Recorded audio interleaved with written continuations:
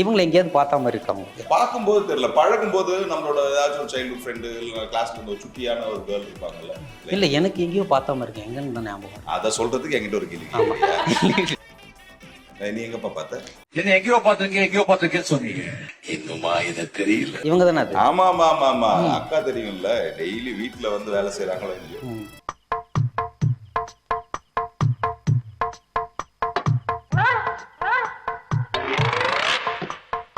ஸ்டார்ட்ல hero இந்த அம்மா, சில் அவுட்ல பார்த்தோன்னா யார் ஆம்பளான்னு தெரியல. ரீல்ஸ் அப்படி இருக்கு, என்ன பண்றது? இனிமே நான் தான் இங்க ரங்கராய சக்திவேல் அப்படி இருக்கு. இனிமே நான் தான் இங்க ரங்கராய சக்திவேல். நான் பேசின ஆடியோவை இந்த வாய்க்கு அசைது மேட்ச் பண்ணிடுங்க. இங்க பாரு, என்ன நினைச்ச, என்ன என்கிட்ட வந்து மேடி வாய்ஸ்னு. ஏய் சக்தி, நீ சக்தியா இருந்தாலும் அழகா இருக்கன்னு நினைக்கல, ஆனா உங்ககிட்ட இருக்க சக்தி ரொம்ப அழகா இருக்கு. இது நான் உங்ககிட்ட சொல்லி ஆகணும்.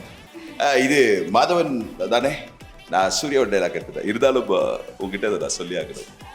இங்க யாரும் இவ்வளவு வெயிட் தூக்கி இருக்க மாட்டாங்க. டைமும் பிரேக்கப் இருந்து சரிங்களா? எங்க அப்பா டைம்ல எங்க அப்பாவுக்கு பிரேக்கப் இருந்து, அப்போ சோசியல் மீடியா அதை பேசுறதுக்கான பிளாட்ஃபார்ம். ஆனா அப்ப இருந்த காரணத்துக்கும் இப்ப இருந்த காரணத்துக்கும் டிஃபரெண்ட் இருக்குல்ல? ஆமாப்பா, வாழ்க்கைக்கு ஏற்ற மாதிரி மாறுது இல்ல. இனிமே நான் தான் இங்க ரங்கராய சக்திவேல். ஒரு பொசிஷன்ல உட்காந்துக்கோங்க. நான் தான் இங்க ரங்கராய் அண்டர்வேர்னு சொல்றாங்க அவங்க. அவங்க காதுல எப்படி எல்லாம் போயிருக்கு. அப்படிதான் கேக்குது எனக்கு. இன்னொரு இடத்துல வந்து இப்ப இந்த சொட்டையா இருக்கிற ஒரு ஹீரோவோட வலியை நான் காட்ட போறேன். அப்ப அவன் வலி என்னன்னு நமக்கு தெரியணும்ல. அவன் எங்கெங்கெல்லாம் அடி வாங்கியிருக்கான், ஃப்ரெண்ட்ஸ் எல்லாம் எப்படி எப்படிலாம் அவனை கலாய்க்கிறாங்கன்றத நான் முதல்ல காட்டணும். இந்த ஏரியால எருமை மாடுலாம் பார்த்திருக்கியா? என்ன எங்கே பாக்குறேன்?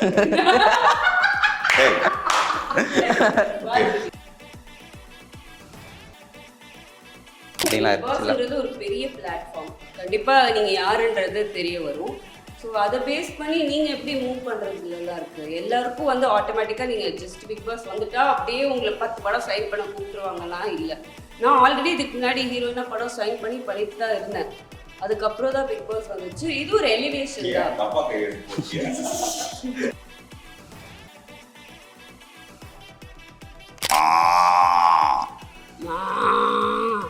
இது பொம்பளை இருக்குமா? இப்ப மேல போச்சு இல்லையா? இது அப்படியே கீழே சொல்லு. இதே நான் சொல்ற டைலாக், வணக்கம் கண்ணு எப்படி இருக்க? வணக்கம் கண்ணு எப்படி இருக்க? பாத்தியா, இதுக்கு தான் நாங்க சொல்லி தரது இல்லை எங்களுக்கு. இப்போ நீங்க ஆடியோல இருந்து சொல்லிருந்தீங்க டைரக்டர் ரொம்ப கூலா இருப்பாரு. நான் பார்க்கும்போதெல்லாம் கூலா இருக்கு. நீங்க கிராஸ் பண்ணி போவீங்களோ?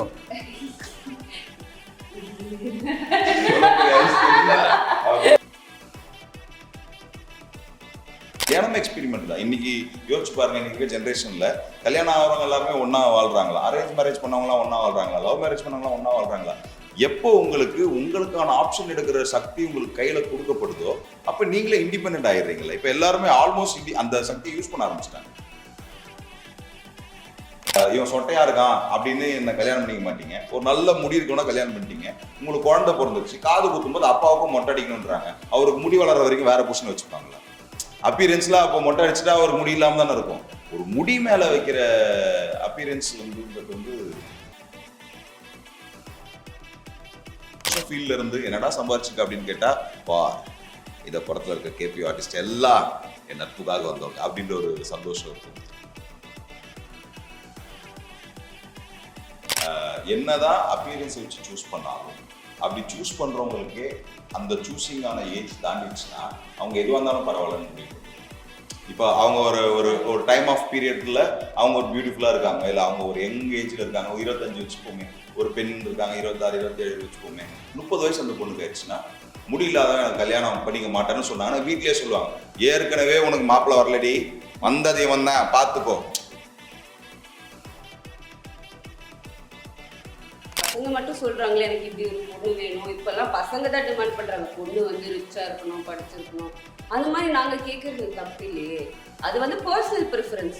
ஒருத்தவங்களை இப்படி பழகிட்டு அவனுக்கு முடி கொட்டிருச்சு அதனால விட்டுட்டு போறேன்னா அது தப்பு.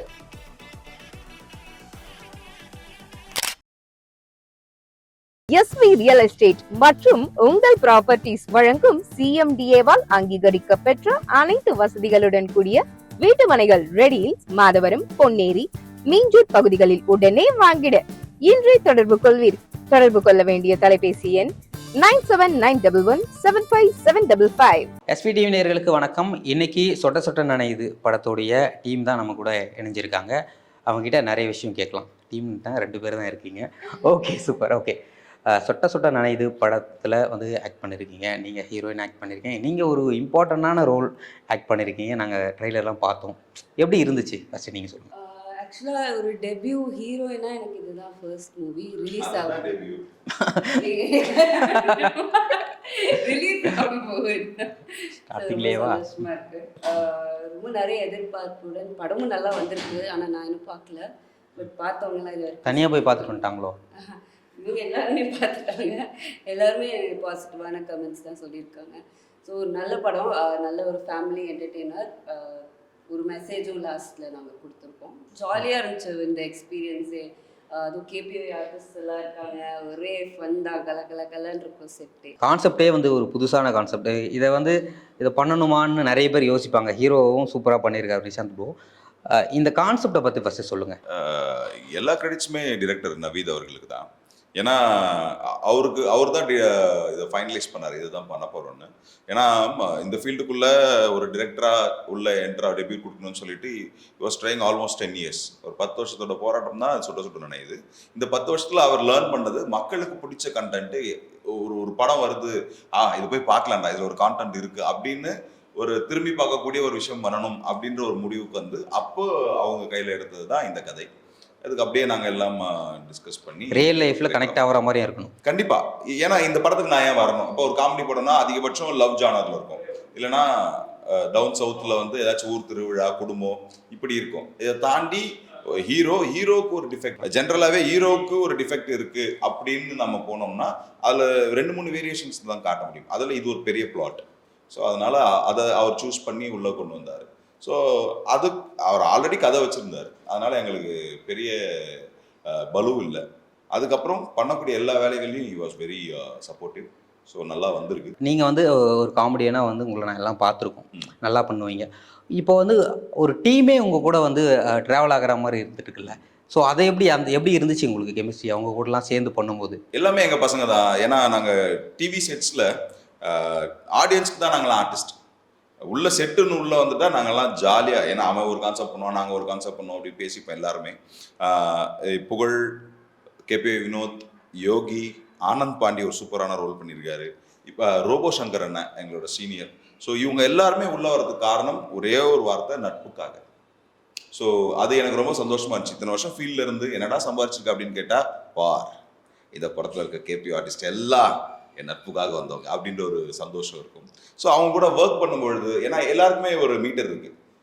கமெடினா வர எல்லாருக்குமே கவுண்டர் சென்ஸ் இமீடியட்டாக இருக்குது, பேச விட மாட்டாங்க. அவங்களுக்குலாம் ஸ்கிரிப்ட் சொல்லி அவங்க ஒரு இன்புட் கொடுத்து, டேய் இது வேணாண்டா, கொஞ்சம் அமைதியாக இருக்கடா, டேரக்டர் திட்டுவாரா, இப்பெல்லாம் பேசி அதுக்கப்புறம் டிரெக்டர் சைடில் போயிட்டு அவங்களோட இன்புட் கொடுக்கும்போது அவர் அதை ஓகே பண்ணும்போது எல்லாரும் ஹாப்பி.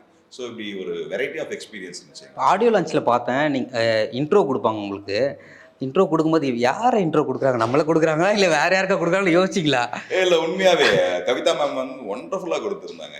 எனக்குன்னு இல்லை, எங்கள் ஹீரோ எல்லாருக்குமே சூப்பராக கொடுத்துருந்தாங்க. அதுதான் அந்த ஆடியோ லான்ச்சோட அழகு. ஏன்னா ஒரு ஆங்கராக, ஒரு ஹோஸ்ட்டாக வந்து ஜென்ரலாக வாங்க அடுத்த ராஜா வாங்க, கேபி ராஜா வந்திருக்காரு, இதெல்லாம் பண்ணியிருக்காரு அப்படின்னு கூப்பிடாம அதுக்கு ஒரு ப்ரீ ஒர்க் இல்லை அப்படி கொடுத்தாங்க. இப்போ எல்லாருமே காமெடியன்ஸ் எல்லாருமே டிவியில் ஷோ பண்ணவங்க எல்லாருக்குமே கொடுக்கும்போது ஒரே மாதிரி தான் கொடுக்க வேண்டியது இருக்கும். ஸோ மற்றவங்களை கூப்பிட்றாங்கன்னு நினச்சிங்களா இல்லை என்ன தான் கூப்பிட்றாங்களா? வேறு யாரும் சத்தியமாக நான் வேறு யாரையும் கூப்பிட்றாங்கன்னு நினச்சேன். சின்ன திரையிலேருந்து எதுனா ஆனந்த் அப்போ தான் பேசிட்டு போனாப்புல வேறு யாராவது கூப்பிடுவாங்க போல இருக்குன்னு எனக்கே அது ரொம்ப பியூட்டிஃபுல்லாக இருந்துச்சு. ஆடியோ லான்ச் நான் இன்னி வரைக்கும் அந்த போர்ஷன் நான் நிறைய வாட்டி பார்த்துருக்கேன். யூடியூப்பில் எங்கே பார்த்தாலுமே ரொம்ப சந்தோஷமாக இருக்கும். ஆனால் உண்மையாக டவுட்டு, என்ன தான் கூப்பிட்றாங்களா அப்படின்னு. என்னை கூப்பிட்ட பிறகு நான் தான் அப்படின்னு எழுதுவேன். இவங்களை எங்கேயாவது பார்த்தா மாதிரி இருக்கா உங்களுக்கு?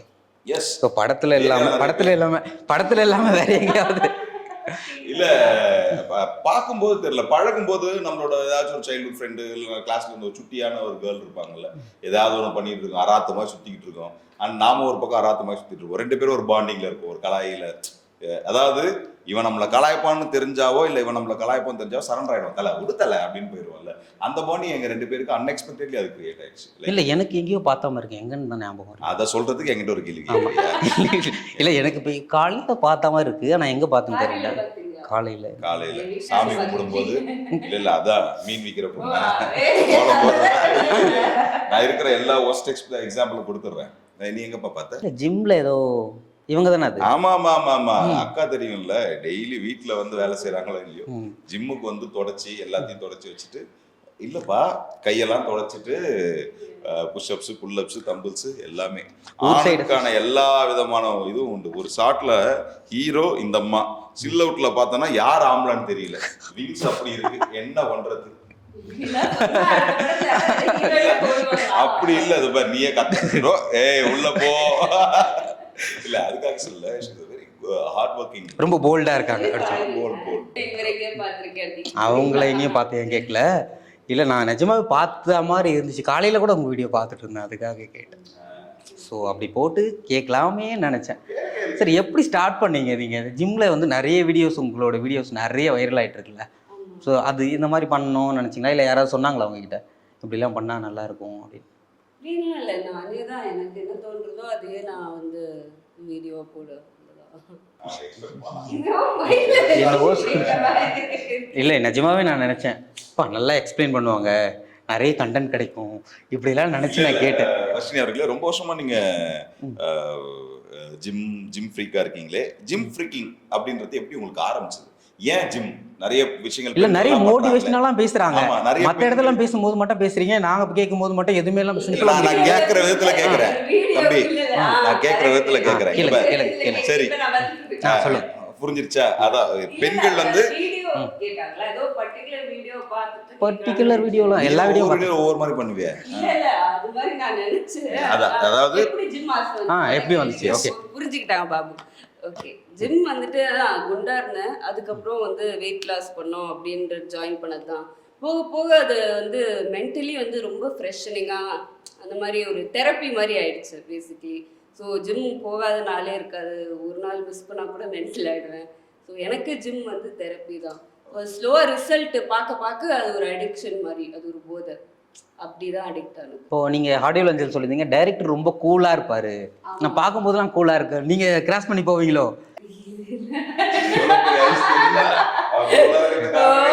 இல்ல கேக்குறேன், நீங்க சொன்னீங்க, ஒருவேளை அப்படி கூட இருக்கலாம்ல. சரி, ஓகே. இல்ல அவர் கூல் தான். ஏன் அவர் கூலா இருக்காருன்னா, அவர் முன்னாடியே அவ்வளோ ப்ரீ பிளான் ஒர்க் பண்ணிடுவாரு, அதனால செட்டே வந்து கூலா அந்த காமான ஒரு என்வாயர்மெண்ட் வச்சுக்கணுன்றதுக்காக அவர் ஒரு ஹார்ட் ஒர்க் பிஹைண்ட் இது பண்ணுவார். ஸோ அதுக்கு தான் வந்து காரணமே. இப்போ வந்து ஒரு படத்தில் வந்து ஃபஸ்ட்டு ஒரு இன்ட்ரடியூஸ் ஆகுறோம், ஒரு படத்தில் வந்து ஃபஸ்ட்டு ஹீரோயினாக இன்ட்ரோ ஆகுறீங்க அப்படின்னா, அதுலேயே 2 ஹீரோயின் இருக்க கேரக்டரை சூஸ் பண்ணுறதால நமக்கு ஏதாவது இதில் பெரிய இம்பார்ட்டன்ட் ரோல் கிடைக்குமா கிடைக்காதா அப்படின்ற ஒரு டவுட்லாம் வரும்ல. கிடைக்கிறதே பெரிய விஷயம், அந்த மாதிரி அதுதானே உண்மை. இல்லை இல்லை, ஆப்பர்ச்சுனிட்டியோட வேல்யூ எனக்கு தெரியும். ஸோ அதனால இது நான் பண்ண மாட்டேன், அதை நான் பண்ண மாட்டேன்னு சொன்னதே இல்லை. இது வரைக்கும் நான் நிறைய சின்ன ரோல்ஸும் பண்ணியிருக்கேன், ஏன்னா அந்த வேல்யூ தெரியும் ஆப்பர்ச்சுனிட்டி. ஏன்னா ஒரு 8 இயர்ஸாக நான் இந்த ஃபீல்டில் இருக்கேன், அடிவாக்காத ஏரியாவே இல்லை, அந்த மாதிரி சொல்லலாம். ஸோ அது ஒரு ஆப்பர்ச்சுனிட்டி கிடைக்கிறது, எவ்வளோ பேர் வந்து ஒரு செகண்ட் ஸ்க்ரீனில் வந்து வந்துட மாட்டோமான்னு ஏங்கிட்டு இருக்காங்கல்ல, அதனால அந்த வேல்யூ தெரிஞ்சு மதிக்கணும். இப்போ வந்து ஓரளவுக்கு ஹீரோயினாக வந்துட்டு அதுக்கப்புறம் சின்ன ரோல் பண்ண தேவையில்லை, அப்போ மதிக்கலைன்னு ஆயிடாது. நம்ம வந்து ஒரு பவுண்டரிஸ் ஸ்டாண்டர்ட் செட் பண்ணுறோம், அடுத்தது வந்து க்ரோ ஆகணும், அந்த ஒரு ரீசன் தான். இப்போ வந்து பிக் பாஸ்க்கு போனால் நிறைய சான்ஸ் கிடைக்கும், நிறைய ஃபேம் ஆகலாம் அப்படின்லாம் இல்லை, பிக் பாஸ்க்கு போனால் அதுக்கப்புறம் நிறைய சான்ஸ் கிடைக்கும் அப்படின்லாம் இருந்துச்சுல்ல. ஒரு பெரிய பிளாட்ஃபார்ம், கண்டிப்பாக நீங்கள் யாருன்றது தெரிய வரும். ஸோ அதை பேஸ் பண்ணி நீங்கள் எப்படி மூவ் பண்ணுறதுலாம் இருக்குது. எல்லாருக்கும் வந்து ஆட்டோமேட்டிக்காக நீங்கள் ஜஸ்ட் பிக் பாஸ் வந்துட்டா அப்படியே உங்களை 10 படம் சைன் பண்ண கூப்பிட்டுருவாங்கன்னா இல்லை. நான் ஆல்ரெடி இதுக்கு முன்னாடி ஹீரோயினாக படம் சைன் பண்ணிட்டு தான் இருந்தேன், அதுக்கப்புறம் தான் பிக் பாஸ் வந்துச்சு. இது ஒரு எலிவேஷன் தான். இல்ல அதுக்குள்ள பிக் பாஸ் வந்துருச்சு. அதுக்கப்புறம் அதுக்கப்புறம் தள்ளி வச்சுட்டாங்க. எலிவேஷன் ஆயிடுச்சு. அப்ப இன்னும் பெட்டரான இதோ இந்த அழகான படம் கிடைச்சிச்சு. ஸோ இந்த மாதிரி பெட்டர் ஆப்பர்ச்சுனிட்டிஸ் வரும். நல்ல கதையோட நல்ல டீம் இந்த மாதிரி ஆட்கள் இருக்காங்க. ஸோ அதுதான். சரி, உங்ககிட்ட வாங்கினது தென்னை மரம் இந்த படத்தில் வந்து காமெடிக்குன்னு ஒரு பெரிய ரோல் இருக்குது கண்டிப்பாக. ஏன்னா நீங்கள் டெலிவிஷனில் நாங்கள் நிறைய பார்த்துருக்கோம். கவுண்டர்ஸ்ன்றது ஒரு காமெடியனுக்கு எவ்வளோ பெரிய இம்பார்ட்டன்ட் கொடுக்கும். கவுண்டமணி சார்லாம் கவுண்டரில் ஒரு வேறு லெவலில் பண்ணியிருப்பார். ஸோ அந்த மாதிரிலாம் கேரக்டர் வந்து இது கண்டிப்பாக இந்த படத்தில் இருக்குது. ஸோ கவுண்டர் நிறைய கொடுக்குற மாதிரி. ஸோ நீங்கள் இதில் எந்த அளவுக்கு உங்களுக்கான இம்பார்ட்டன்ட் இருக்குது அப்படின்னு நினைக்கிறீங்க? இல்ல நான் வந்து இங்க எங்க ரொம்ப கஷ்டப்பட்ட இம்பார்ட்டன்ஸ்க்கு வந்து எனக்கு வந்து வாரி கொடுத்துட்டாங்க உண்மையாவே. இந்த இந்த நேரத்துல இயக்குனர் நவீதுக்கு நான் எந்த அளவுக்கு தேங்க் பண்றேன்னா, ஏதோ ஒரு 10 வருஷத்துக்கு முன்னாடி 2015 ஏதோ ஒரு ஈவெண்ட்ல நாங்க மீட் பண்ணோம். அவர் அந்த ஷோவோட எம்சியா இருந்தாரு. நான் அந்த ஷோல மிமிக்ரி பண்ற ஒரு கமெடியனா இருந்தேன். வாழ்க்கை எங்க கூட்டு வந்திருக்குன்னா, அடுத்த 10 வருஷத்துல அவர் படம் டைரக்ட் பண்றாரு. அந்த படத்துல நான் காமெடியனா பண்றேன். இந்த கேப்புக்குள்ள நான் டிவியில போகும்பொழுது நீங்க சொன்னீங்கல்ல இந்த கவுண்டர்ஸ், டிவியில ஸ்கிரிப்ட் எழுதுறது ஏதோ ஒரு 20 நிமிஷத்துக்கு எழுதும். அதுல டிவியில ஒரு 10 நிமிஷம் எது பெஸ்ட் ஜோக்கா இருக்கோ அது வரும். சினிமா அப்படி இல்லை. நீங்க ஜோக்குக்காக சீனு எழுத முடியாது, சீனுக்குள்ள ஜோக்கையும் நுழைக்க முடியாது. எது பண்ணாலும் மாட்டிப்போம், எது பண்ணாலும் மாட்டிப்போம், தெரிஞ்சிடும், அப்பட்டமா மாட்டிப்போம். அதனால go with the flow. Character பேசுறதே காமெடியா இருக்கணும். ஒவ்வொரு கேரக்டருக்கு வந்து அதோட அவங்க சீரியஸா தான் பண்ணணும். இப்போ இந்த ட்ரெய்லர் பாத்தீங்கன்னா கூட கேப் போடுறா அப்படின்னு, கேப் போட்டா முடி கொட்டிட்டு ஹீரோ சீரியஸா தான் சொல்லுவார். ஏன்னா அவரோட பர்ஸ்பெக்டிவ்ல உண்மையாவே கேப் போட்டு முடி கொட்டியிருக்கோம் அவருக்குன்ற ஒரு அட்டென்ஷன்ல அவர் பேசுவார் இல்லையா. அந்த மாதிரி சினிமாவுக்கு வர ரைட்டிங் வேறையா இருக்கும். இப்போ நீங்க கவுண்டமணி சார் மென்ஷன் பண்றீங்க, அவங்க டிவியில பண்ணதில்லை. அவங்க டிவியில பண்ணும்பொழுது அதோட ஏற்புடையது எப்படியா இருந்திருக்குன்னு தெரியாது. சினிமாவுக்குன்னு வரும்பொழுது எங்க கஷ்டப்படுறோம்னா இது அன்டில் ஆர் அன்லெஸ் மக்கள் கைத்தட்டி சிரிக்காத வரைக்கும் பெரிய பயம்தான். என்னவா நடக்கும், ஏதா நடக்கும், எந்த கிணறு வெட்ட பூதம் கிளம்புன மாதிரி என்ன இது இப்படி சொல்லிட்ட, இதெல்லாம் ஒரு ஜோக்கா அப்படின்னு மாற வாய்ப்பு உண்டு. சூப்பர்பா, நான் நினைச்சேன் நீ நல்லா பண்ணுவேன்னு, நல்ல ஆப்பர்ச்சுனிட்டி யூஸ் பண்ணியிருக்கேன் இப்படின்னு சொல்றதுக்கும் வாய்ப்பு இருக்கு. இப்போ ட்ரைலர்ல பார்த்த வரைக்கும் ஹீரோவை வந்து அதிகமாக கலாய்க்கிற டைலாக்லாம் நீங்க தான் நிறைய பண்ணியிருக்கீங்க போல. ஆப்வியஸ்லி. ஸோ இது வந்து ஒரு கத்திமலை நடக்கிற மாதிரி ஒரு விஷயம் இல்லை. ஒருவேளை நீங்கள் வந்து இதில் டைலாக் அதிகமாக அவரை கலாய்ச்சிட்டா பாடி ஷேமிங் பண்ணுற மாதிரி அதிகமாக ஆகிடும். ஸோ அந்த மாதிரி ஆகிடுச்சுன்னா அதை பார்க்குறவங்களுக்கு வந்து இவங்க என்ன இந்த அளவுக்கு வந்து இந்த மாதிரி இருக்கவங்களை வந்து கேவலப்படுத்திட்டாங்க அப்படின்ற மாதிரியான மாறுறதுக்கும் வாய்ப்பு இருக்குல்ல. ரியல் லைஃப்ல பண்ணிக்கிட்டு தானே இருக்காங்க. சினிமா வந்து சொசைட்டியை பிரதிபலிக்குது. இன்னொரு இடத்துல வந்து இப்போ இந்த சொட்டையா இருக்கிற ஒரு ஹீரோவோட வலியை நான் காட்ட போறேன். அப்போ அவன் வலி என்னன்னு நமக்கு தெரியணும்ல. அவன் எங்கெங்கெல்லாம் அடி வாங்கியிருக்கான், ஃப்ரெண்ட்ஸ் எல்லாம் எப்படி எப்படிலாம் அவனை கலாய்க்கிறாங்கன்றத நான் முதல்ல காட்டணும். காட்டினாதான் நீங்கள் அவனை ஃபாலோ பண்ணுவீங்க. அப்போதான் அவனோட வலி அவன் அழுவும் போது உங்களுக்கு கனெக்ட் ஆகும். ஆமாண்டாப்பா அவன்டா இவன். இப்போ கலாய்க்கும் போதெல்லாம் அவங்களுக்கு மூஞ்சி சுழிச்சாங்கனாலும் அந்த முகம் சுழிப்பாங்கன்னு தெரிஞ்சுதான் நாங்கள் டைலாக் எழுதி பார்க்குறவங்களுக்கு உங்கள் மேலே கோவம் வரும், கன்ஃபார்ம் வரட்டும். ஏன்னா இந்த படம் ஜெயிக்கிறதுக்கு நான் இப்போ வர்ஷினி கிட்ட கொஞ்ச நேரத்துக்கு முன்னாடி பேசியிருந்தேன். உங்கள் ரோல் நீங்கள் ஒன்று பண்ணிட்டு இருக்கீங்க, ஒரு இன்ஃப்ளூயன்சராக பண்ணியிருக்காங்க. நீ படம் நடிச்சுட்டு ஒரு சீன் பண்ணும்போது நீங்கள் முகம் சுழிக்கிறாங்க இல்லை உங்க மேலே கோவம் வருது அப்படின்னா அப்போ நீங்கள் உண்மையாக நடிச்சிருக்கீங்கன்னு அர்த்தம். அதை நாங்கள் எழுதும்பொழுது இந்த சீனில் கண்டிப்பாக ஆடியன்ஸ் இவங்களை பார்த்தா கடுப்பாகணும் அப்படின்னு ஒரு எலிமெண்ட் வச்சுக்கோன்னா அது ஆயிட்டாங்கன்னா தட் இஸ் சக்ஸஸ். ஸோ அதனால லைக் எவ்ரி ஒன் அந்த மீட்டரில் தான் இருந்தோம். இப்போ என்னைய பார்த்து கோவப்படுறாங்க அப்படின்னா என் கேரக்டர் அதுதான். அப்போ நான் நல்லா அதை நான் நடிச்சிருக்கேன்னு அர்த்தம். அதையே நான் பாராட்டதான். இப்போ வந்து இதில் இந்த படத்துடைய ட்ரெய்லர் அதில் வந்து அதுக்கு கீழே இருக்கக்கூடிய கமெண்ட்ஸ்லாம் நிறைய படித்து பார்த்தேன். அதில் வந்து என்ன அதிகமாக சொல்கிறாங்க அப்படின்னா, நிறைய பேருக்கு இந்த விஷயம் வந்து நடக்குது. கட்டாயமாக வந்து பொண்ணுங்கள்லாம் வந்து நிறைய இந்த மாதிரி இருக்கவங்கள வந்து பொண்ணு பார்க்கும்போது இல்லை அந்த மாதிரி அப்ரோச் பண்ணும்போதோ நிறைய ரிஜெக்ஷன் இந்த ஒரு பர்டிகுலர் ரீசனால நடக்குது. இதை வந்து தைரியமாக சொல்கிறீங்க வெளியே அப்படின்ற கமெண்ட் நிறைய வந்திருக்கு. ஸோ இதை பற்றி என்ன நினைக்கிறீங்க நீங்கள்? அப்பீரியன்ஸ் பேஸ் பண்ணி தான் ஒரு பர்சனை கால்குலேட் பண்ணுறாங்கன்ற பார்வையே தப்பு. ஒருத்தருக்குள்ள என்ன திறமை இருக்குன்னு நமக்கு அன்டில் அன்லெஸ் நம்ம அவங்க கிட்ட பேசுகிற வரைக்குமோ இல்லை அவங்கள வேலை பார்க்க வர வரைக்கும் நமக்கு தெரியாதுல்ல. உண்மை தானே. ஸோ மக்கள் வந்து ஒருத்தர் அப்பீரியன்ஸ் வைஸில் யாரையுமே எந்த விஷயத்துலையுமே சூஸ் பண்ணக்கூடாது. இல்லை அது என்ன சொல்றது, எல்லா வாழ்க்கையும் நல்லா ஆயிடுதா, வாங்குற எல்லா பேனாவும் ஒழுங்காக எழுதிடுதா, அந்த மாதிரி தான் எல்லாமே எக்ஸ்பெரிமெண்ட் தான். லைஃப் கல்யாணமே எக்ஸ்பெரிமெண்ட் தான். இன்னைக்கு யோசிச்சு பாருங்க, இன்னைக்கு ஜென்ரேஷனில் கல்யாணம் ஆகிறவங்க எல்லாருமே ஒன்றா வாழ்றாங்களா, அரேஞ்ச் மேரேஜ் பண்ணவங்களாம் ஒன்றா வாழ்றாங்களா, லவ் மேரேஜ் பண்ணவங்களாம் ஒன்றா வாழ்றாங்களா? எப்போ உங்களுக்கான ஆப்ஷன் எடுக்கிற சக்தி உங்களுக்கு கையில் கொடுக்கப்படுதோ அப்போ நீங்களே இண்டிபெண்ட் ஆயிடுறீங்களா. இப்போ எல்லாருமே ஆல்மோஸ்ட் அந்த சக்தியை யூஸ் பண்ண ஆரம்பிச்சிட்டாங்க. என்கிட்ட ஒரு பவர் இருக்கு, பெண்ணியமா இருக்கட்டும், ஆணியமா இருக்கட்டும், எல்லாரும் அதை எடுத்துடுறாங்கல்ல. நான் நினைச்சேன்னா அப்படின்னு. ஸோ இந்த மாதிரியான சர்க்கிள்குள்ள ஒருத்தவங்க பர்ஸ்பெக்டிவ்ல சொட்டையா இருந்தா எனக்கு அந்த பையன் வேணாம் அப்படின்றாங்கன்னா, at the end of the day இந்த வயசுக்குள்ளதான் ஒருத்தருக்கு முடி கொட்டாம இருக்கும். என் தாத்தாவுக்கும் ஒரு வயசுல கொட்டதான் ஆரம்பிச்சிருக்கு. அப்ப வேற ஒரு கல்யாணம் பண்ணிப்பாங்களா? இப்ப நீங்க இன்னைக்கு இருக்குதுப்பா, நாளைக்கு இல்லை. சரி, இவன் சொட்டையா இருக்கான் அப்படின்னு என்ன கல்யாணம் பண்ணிக்க மாட்டீங்க. ஒரு நல்ல முடி இருக்கணும்னா கல்யாணம் பண்ணிட்டீங்க. உங்களுக்கு குழந்தை பிறந்துருச்சு, காது குத்தும் போது அப்பாவுக்கும் மொட்டை அடிக்கணும்ன்றாங்க. அவருக்கு முடி வளர்ற வரைக்கும் வேற புருஷனை வச்சுப்பாங்களா? அப்பியரன்ஸ்ல அப்போ மொட்டை அடிச்சுட்டா அவருக்கு முடி இல்லாம தானே இருக்கும். ஒரு முடி மேல வைக்கிற அப்பியரன்ஸ் வந்து இருக்கத்திலே ஒஸ்டான ஒரு விஷயம். சரி, நீங்க சொல்லிட்டீங்க. வர்ஷினி கிட்ட கேட்போமா நம்ம 2 பேர் சேர்ந்து? சரி, நீங்க சொல்லுங்க. கேட்டீங்கன்னா அது அவங்களோட ஆப்ஷன். இவங்க சொல்றாங்கல்ல, இப்போ பசங்க மட்டும் சொல்றாங்களே எனக்கு இப்படி ஒரு பொண்ணு வேணும். இப்பெல்லாம் பசங்க தான் டிமாண்ட் பண்றாங்க, பொண்ணு வந்து ரிச்சா இருக்கணும், படிச்சிருக்கணும். அந்த மாதிரி நாங்க கேட்கறது தப்பு இல்லையே. அது வந்து பர்சனல் ப்ரிஃபரன்ஸ். ஒருத்தவங்களை இப்போ நீங்க பழகிட்டு அவனுக்கு முடி கொட்டிருச்சு அதனால விட்டுட்டு போறேன்னா அது தப்பு, ஓகேவா? பட் ஒருத்தவங்களை பார்த்தோன்னே அப்பியரன்ஸ் வச்சு தான் வந்து ஒரு முடிவு அவங்களும் எடுக்கும்போது நம்ம அதை எடுக்கிறதுல தப்பு இல்லைன்ற மாதிரி தான் எனக்கு தோணும். ஏன்னா அது அவங்க அந்த பொண்ணோட விருப்பம். அவங்களுக்கு இப்படி ஹேர் இல்லாத ஒருத்தவங்களை கல்யாணம் பண்ணணும்னு அது அவங்க இஷ்டம் இல்லை, நம்ம எதுவும் சொல்ல முடியாது. அப்படிதான் நான் பார்க்குறேன். நான் முடி கொட்டினவங்கள தப்பும் சொல்லலை, சூஸ் பண்ணுறவங்களையும் தப்பு சொல்லலை. சொல்லுங்க. இல்ல இதுல பேச வேண்டிய ஒரு விஷயம் தானே. என்னதான் அப்பியரன்ஸ் வச்சு சூஸ் பண்ணாலும் அப்படி சூஸ் பண்றவங்களுக்கு அந்த சூஸிங்கான ஏஜ் தாண்டிடுச்சுன்னா அவங்க எதுவாக இருந்தாலும் பரவாயில்லன்னு முடிவு பண்ணுவாங்க. இப்போ அவங்க ஒரு டைம் ஆஃப் பீரியட்ல அவங்க ஒரு பியூட்டிஃபுல்லா இருக்காங்க, இல்லை அவங்க ஒரு யங் ஏஜ்ல இருக்காங்க, 25 வச்சுப்போமே, ஒரு பெண் இருக்காங்க 26 27 வச்சுப்போமே, 30 வயசு அந்த பொண்ணுக்கு ஆயிடுச்சுன்னா முடியலாதான் எனக்கு கல்யாணம் பண்ணிக்க மாட்டேன்னு சொன்னாங்கன்னா வீட்லயே சொல்லுவாங்க, ஏற்கனவே உனக்கு மாப்பிள்ளை வரலடி, வந்ததை வந்தேன் பார்த்துக்கோ. யோசிச்சு பாருங்க, அவரையும் அப்படிதான் ஹேண்டில் பண்ணிருப்பாங்க. ரிஜெக்ட் பண்ற ஸ்டேஜை தாண்டினா நீங்க ரிஜெக்ட் பண்ணப்படுவீங்க. அந்த மாதிரி அப்ப அந்த ஸ்டேஜஸ் இருக்குல்ல, எதுவுமே நிலை இல்லைல்ல. இப்போ உங்களோட முடிவே அடுத்த 5 வருஷத்துல உங்களுக்கு நிலை இல்லை. அப்ப நீங்க எடுக்கிற முடிவு எப்படி லைஃப் லாங் நல்லா இருக்கும். ஸோ உங்களுக்கு என்ன தேவையோ தேவையானதை தேடுங்க, சரிங்களா? ஆசையை தேடாதீங்க. ஆசை உருவாகிறது தேவைதான் அது. ஸோ லைஃபுக்கு தேவை நல்ல ஒரு பார்ட்னர், அன்பா இருக்கக்கூடியவன், அரவணைப்பா இருக்கக்கூடியவன். கேர்ள்ஸும் அதுதான், எந்த சுச்சுவேஷன்லையும் அவங்க மூட் ஸ்விங்க காட்டாம, லைக் நீ இது வரைக்கும் ஆஃப் தானே, நீ கோவப்படுறியா, சரி விடுறா, ஏதோ கோவப்படுற விடு, அப்புறமா பேசினா விட்டு கொடுத்துட்டு போங்க. ஆண்களும் பெண்கள் ஏதோ ஒரு மூட் ஸ்விங்ல இருக்காங்க, சரி நீ ரொம்ப கோவமா இருக்க அப்புறம் பேசுறேன் அப்படின்னு இப்படி விட்டு கொடுத்துட்டு போகலாம். இப்படி விட்டு கொடுத்துட்டு போனவங்க தான் உங்க அப்பா அம்மா, எங்க அப்பா அம்மா, எங்க தாத்தா பாட்டி எல்லாமே. இன்னைக்கு நமக்கு நேம் பண்றதுக்கு வேர்ட்ஸ் கிடைச்சிருச்சு.